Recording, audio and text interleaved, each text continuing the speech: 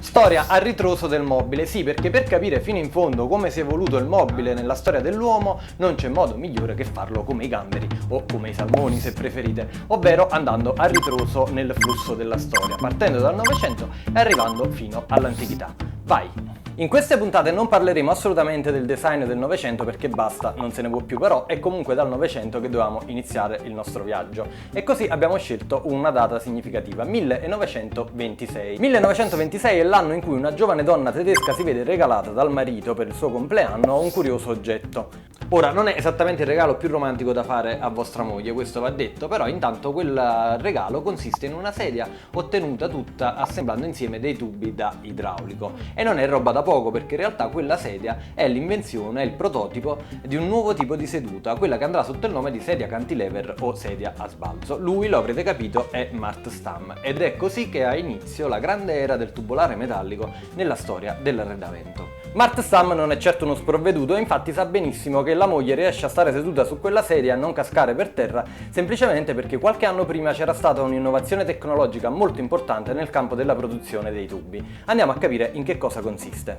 Come si fa a fare un tubo in metallo? Bene, il primo sistema, quello più semplice, è quello di prendere una lamiera metallica, avvolgerla come un tubo e saldarne le estremità. Il problema però sono proprio le saldature, perché è nella saldatura che il tubo è molto più debole. Questo è il sistema con cui si realizzavano le tubature idrauliche fino alla seconda metà dell'Ottocento, che ovviamente proprio a causa di questa debolezza tendevano a esplodere e succedevano i disastri.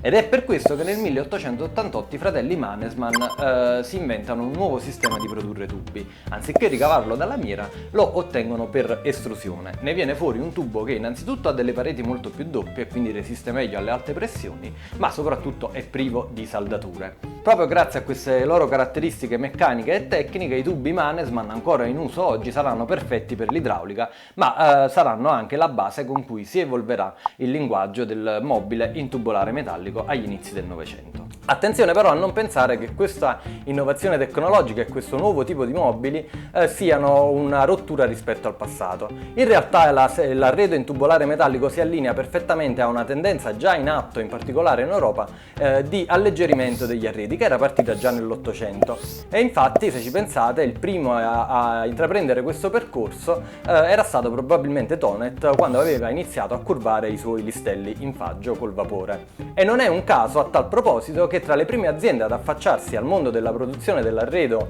in tubolare metallico sarà proprio la stessa azienda Tonet. Questo per un motivo abbastanza semplice, perché da un punto di vista formale e costruttivo, in realtà, se ci pensate, tra piegare un listello in faggio e piegare un tubo di ferro non è che passi proprio tutta questa differenza.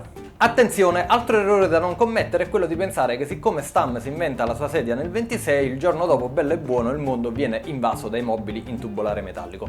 Assolutamente no. Questo tipo di mobile sarà accettato dalla popolazione in realtà solo dopo il secondo dopoguerra. Basti pensare ad esempio che quando Le Corbusier si presenta al Salon d'Automne con i suoi arredi in tubolare, nel 1929 i critici li definiranno arredi da ospedale. Insomma, questi mobili in tubolare metallico all'inizio non piacevano proprio a nessuno e quindi la domanda da farsi è: come avreste arredato la vostra casa se foste vissuti nei primi 20 anni del Novecento? A questa domanda risponderemo nella prossima puntata.